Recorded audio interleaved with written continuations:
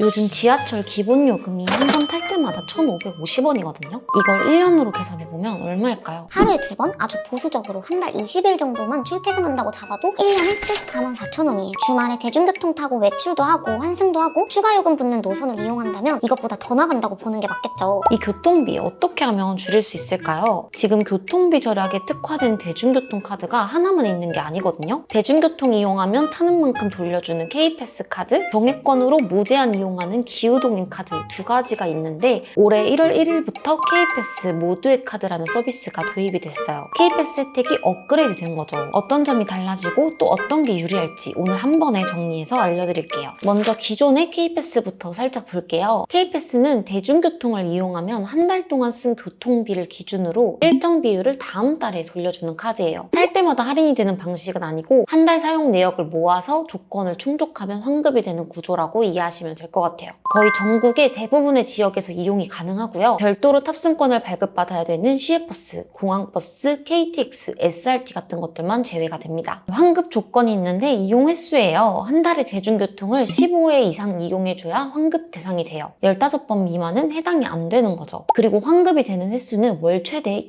60회까지입니다. 그리고 하루에 아무리 많이 타도 최대 2회까지만 환급 계산이 들어가요. 예를 들어서 출근할 때 한 번, 퇴근할 때 한 번 지하철을 타고 집에 갔어요. 근데 갑자기 약속이 생겨버린 거예요. 다시 지하철을 타면 3번이 되는데 횟수 자체는 3회로 인정은 되는데 환급은 2회까지만 적용이 된다는 거예요. 만약에 지하철이랑 버스를 30분 이내에 환승하게 될 경우에 이거는 1회로 묶여서 계산이 된다고 합니다. 그리고 금액 기준도 있는데요. 월 교통비 20만 원까지는 전액 반영되고 20만 원을 초과하면 초과 금액에 대해서는 50%만 환급 계산에 들어가요. 가장 중요한 환급률은 일반은 20%, 청년은 30%, 저소득층은 53%, 다자녀는 2인 30%, 3인 이상 50%입니다. 여기까지가 기존 K패스에 대한 설명이고 지역에 따라 조금 상이한 부분들이 있거든요. 60회 제한이 없거나 20만 원 초과 제한을 적용하지 않는 곳들도 있었어요. 우측 시트에 따로 메모해 두었으니 해당 지역에 거주하신다면 확인해 보시면 될 것 같습니다. 그럼 이제 기후동행 카드를 볼게요. 기후동행 카드는 K패스랑 구조 자체가 완전히 달라요. K패스가 쓴 만큼 나중에 돌려주는 카드였다면 기후동행 카드는 매달 정해진 금액을 먼저 내고 그 기간 동안 대중교통을 무제한으로 이용하는 정액권이에요. 대신 서울시로 지역이 한정되는데요. K패스에서는 가능했던 GTX나 신분당선은 이 카드로 이용할 수 없고요. 만약 서울시에서 지하철을 탔더라도 지원하지 않는 경기 일부 지역에서 하차하면 별도 요금이 청구됩니다. 이용 가능한 지하철 구간은 우측 표에 따로 정리해 두었고 이 부분을 클릭하시면 더 자세히 볼 수 있습니다. 기후동행 카드는 기간권 형태로 나눠져 있고 보통 제일 많이 쓰는 건 30일권이에요. 30일권 기준으로 보면 일반은 62,000원, 청년은 55,000원, 다자녀는 2자녀 55,000원, 3자녀 이상은 45,000원, 저소득층 45,000원 이렇게 나눠져 있습니다. 따릉이나 한강버스가 포함된 상품도 있는데 자주 이용하시는 분들만 이 옵션을 보시면 될 것 같습니다. 청년 기준으로 본다면 지하철 기본요금 1,550원으로 계산했을 때 36번 이상은 타야 본전을 뽑는다고 할 수 있어요. 출퇴근 기준으로는 한 달에 18일은 넘어서야 되는 거죠. 서울에서 이동량이 많고 출퇴근이나 약속으로 하루에 대중교통을 여러 번 이용하고 환급 조건이나 횟수 계산이 귀찮은 분들에게 잘 맞는 카드예요. 반대로 서울 밖 이동이 작거나 광역버스나 신분당선을 주로 타고 한 달 이용 횟수가 들쭉날쭉한 분들은 이용하면 손해일 수도 있습니다. 지금까지는 교통비 절약 카드로 이렇게 두 가지가 있었죠. 서울시 안에서 대중교통을 많이 타는 사람들은 기후동행 카드, 대중교통 이용량이 애매하거나 서울 근교로 왔다 갔다 할 일이 많은 사람들은 K패스 카드. 그래서 이 둘 중에 뭐가 더 유리한지 하나하나 따져보면서 선택을 하셨을 거예요. 실제로 제 주변을 봤을 때 서울에 사는 친구들 중에서 K패스 카드를 쓰고 있다가 따져보고 나니까 기후동행 카드가 더 유리해서 갈아탄 경우가 꽤 많았었거든요. 그런데 이번에 변화가 하나 생겼습니다.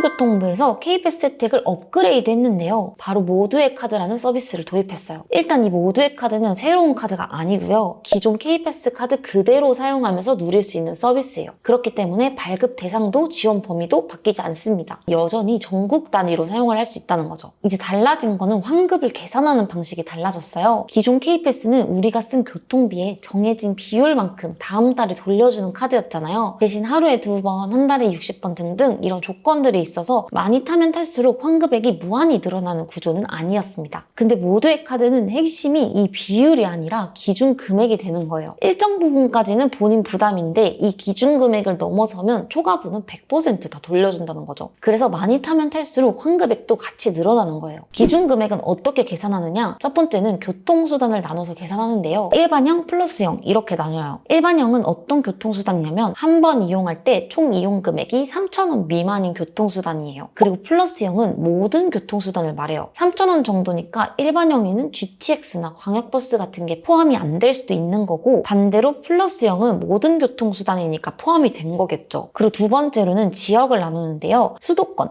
일반 지방권, 우대 지원 지역, 특별 지원 지역 이렇게 네 가지로 나뉘어요. 이렇게 들어서는 이해가 어려우실 것 같아서 예시를 한번 들어볼게요. 예를 들어서 경기도에 사는 한 청년이 한 달에 시내버스는 6만 원, GTX는 9만 원 이렇게 총 15만 원을 썼다고 가정을 해볼게요. 기존 K패스라면 15만 원에 청년 30% 환급률이 적용돼서 총 4만 5천 원 정도를 환급받을 수 있었겠죠. 근데 모두의 카드 기준으로 한번 볼게요. 일단은 시내버스 6만 원이 일반형에 해당되겠죠. 표를 보시면 일반형 청년 기준 금액이 5만 5천 원이에요. 내가 사용한 6만 원에서 기준 금액 5만 5천 원을 뺀 나머지 5천 원을 환급받을 수 있는 거예요. 그 다음은 플러스 0인데요. 플러스 0은 시내버스 6만 원에 3천 원 이상 교통수단도 포함되는 거니까 GTX 9만 원까지 합산해서 총 15만 원이 되는 거예요. 플러스 0과 청년 기준 금액이 9만 원이니까 15만 원에서 9만 원을 뺀 6만 원을 환급받을 수 있게 되는 거죠. 그럼 기존 K패스로 하면 4만 5천 원, 모두의 카드 일반형으로 보면 5천 원, 모두의 카드 플러스 0으로 보면 6만 원인 거죠. 이 세 가지 중에서 가장 큰 6만 원이 자동으로 적용되는 거예요. 계산하는 게 살짝 복잡하긴 한데 알아서 기존 방식 일반형 플러스 0을 자동으로 비교해서 가장 큰 환급 하나를 적용해 준다고 해요. 그리고 향후에 이용자 환급 예상 금액 같은 걸 쉽게 확인할 수 있도록 앱도 개선할 계획이라고 합니다. 자, 그럼 이제 정리를 한번 해볼게요. 어떤 교통카드를 쓰는 게 유리할까요? 먼저 기후동행 카드가 의미 없는 경우가 두 가지가 있어요. GTX 신분당선이 핵심 이동수단인 분들, 서울 안에서만 타는 게 아니라 서울 밖에서 하차하는 경우가 잦은 분들, 기후동행 카드는 서울시 대중교통만 무제한인 카드라서 이용 범위를 벗어나면 추가 요금을 내야 되거든요. 이런 분들은 기후동행 카드보다 K패스를 고려하는 게 맞습니다. 그리고 아예 두 카드가 다 의미 없는 분들도 있어요. 월 대중교통 이용 횟수가 15회 미만인 분들은 기후동행 카드는 청년 기준 월 5만 5천 원이니까 당연히 본전이 안 나오고요. K패스는 월 15회 이상 이용해야 환급 대상이 되기 때문에 환급 자체가 없습니다. 이런 분들은 K패스나 기후동행 카드를 고민할 게 아니라 교통비 할인 혜택이 들어간 신용카드나 체크카드를 찾아보시는 게 훨씬 낫습니다. 그리고 모두의 카드가 등장했으니까 이것도 살펴볼게요. K패스는 기존 비율형 방식 모두의 카드 일반형, 플러스 0 중에서 환급액이 가장 큰 하나를 자동으로 적용한다고 했죠. 시내버스, 지하철처럼 3,000원 미만인 교통수단을 타는 분들은 일반이나 청년 기준으로 월 교통비가 7, 8만 원 정도 나왔다 하시면 기존 K패스보다 모두의 카드 일반형이 도입됐을 때 더 유리하다고 보시면 되고요. GTX나 신분당선, 광역버스처럼 요금이 3,000원을 넘는 교통수단을 타는 분들은 플러스 0이 도입되면 더 좋을 거예요. 월 교통비 12만 원 정도 때만 나오면 바뀐 모두의 카드 제도에서 더 체감 혜택이 커질 수도 있습니다. 간이 계산기를 한번 만들어 보았는데요. 저를 기준으로 한번 넣어볼게요. 저는 청년이고 서울에 거주하고 있고 월 교통비는 약 5만 5천 원 정도 나와요. 한 달에 한두 번 정도 서울 외 지역을 다녀와서 이 중에 약 10,000원 정도는 3,000원 이상인 교통수단입니다. 이 10,000원은 기후동행 카드를 쓴다면 추가로 그대로 지불해야 되는 금액인 거겠죠. 계산 결과를 보면 기존 K패스는 약 38,500원, 모두의 카드 일반형은 5만 5천원, 모두의 카드 플러스 0은 5만 5천원, 기후동행 카드는 6만 5천원이 되겠죠. 그럼 저는 K패스가 유리한 거고 기존 K패스 방식이 자동으로 적용되는 거예요. 이 계산기는 K패스와 기후동행 카드의 기본 조건만 단순화해서 계산한 예상치라서 모든 세부 조건이 완벽하게 반영되진 않아요. 대략적으로 어떤 카드를 쓰는 게 유리한지 방향을 잡는 데는 충분히 도움이 되실 거예요. 필요한 분들은 고정 댓글을 확인해주세요. 자, 오늘 이렇게 교통비 절약에 특화된 K패스 카드, 기후동행 카드, 새로 도입되는 K패스 모두의 카드까지 소개해드렸는데요. 교통비가 한 번에 크게 나가는 돈은 아닌데 매달, 매년 쌓이면 생각보다 큰 고정 지출이에요.